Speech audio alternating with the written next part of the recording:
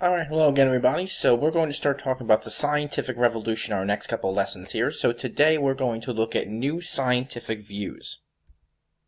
So our objectives and standards are to explain how discoveries in astronomy changed the way people viewed the universe and to understand the contributions of key individuals of the scientific revolution. And take a moment there to read the standards, please.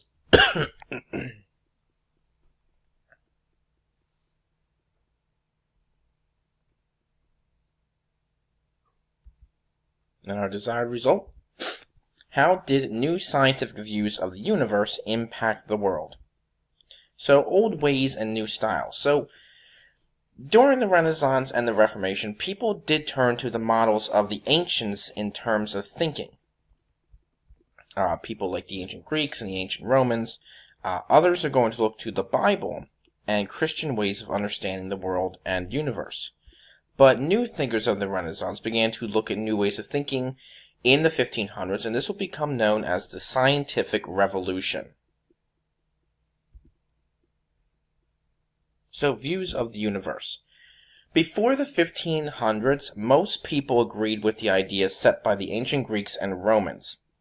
And the Greek astronomer Ptolemy, he's right here, down here for you, he taught that the Earth was the center of the universe. That picture up here, you can see the Earth is in the center, and everything else is supposed to rotate around the Earth. We have the Sun, the Moon, Mars, the planets, things like that. Now, scholars agreed with this because, well, it made common sense, that the Earth, didn't feel like the Earth was moving, and seemed like the Sun was moving in a certain direction, or the Moon was moving in a certain direction, so people believe that to be true. Others supported this because it agreed with church teachings, such as the idea that maybe the Earth was the center of the universe, God had made the Earth the center of the universe, whatever the case may be, how they had interpreted that.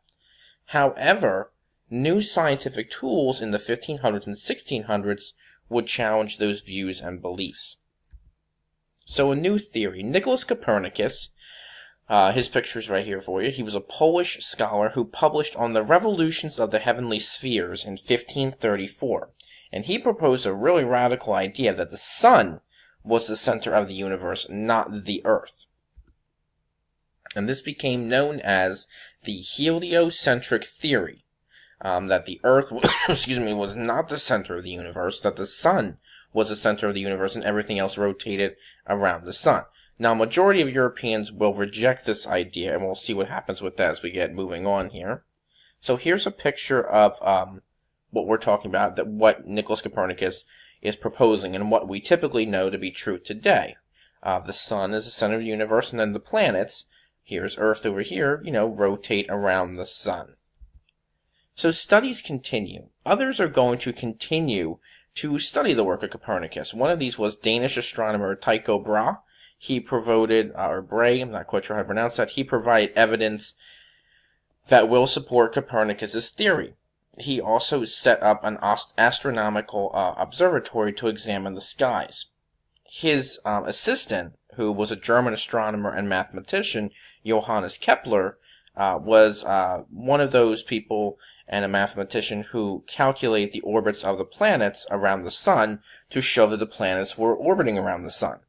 Now, both these gentlemen and others will support the views of Copernicus and show that the planets did not rotate in circles, like complete circles, but that they rotated in oval shapes, almost like eclipses. So, discoveries by Galileo. Other scientists continued to build upon the work of Brahe and Kepler, and an Italian astronomer by the name of Galileo Galilei used new technology to build an astronomical telescope, and the tool allowed him to make many more observations, including the theory that had been proposed that the Earth rotated around the Sun, and he did witness this, he said, and he claimed this to be true. Now, his discoveries, though, are going to cause an uproar, and both scholars and church officials are going to attack his views. So, challenging Galileo. In 1633, Galileo will be tried, or taken to trial in court before the Inquisition for his views. Now, he's actually threatened with death unless he withdraws his statements about the Earth being the center of the universe. Now, he does agree to this. He withdraws his statements. However, rumors say that he said, no, the Earth does not rotate around the sun, and yet he kind of mumbled under his breath, but yet it still moves. So, don't know how historically accurate that is, but that's what people say to be true, that he kind of mumbled under his breath that the Earth does still yet move. Now, Galileo will be placed under house arrest for the rest of his life. In 1822, many, many years later, the Catholic Church will lift the ban on Galileo's dialogue, stating that yes, the sun is the center of the universe and the Earth and everything else rotates around it. And in 1992, the Vatican finally cleared Galileo of any wrongdoing. So here is a picture here of Galileo before the Inquisition. That's him here in the center, testifying and things like that. So again, Galileo was put on trial and, kind of prosecuted for his beliefs, but we know now that Galileo and other scientists at this time were correct in their views.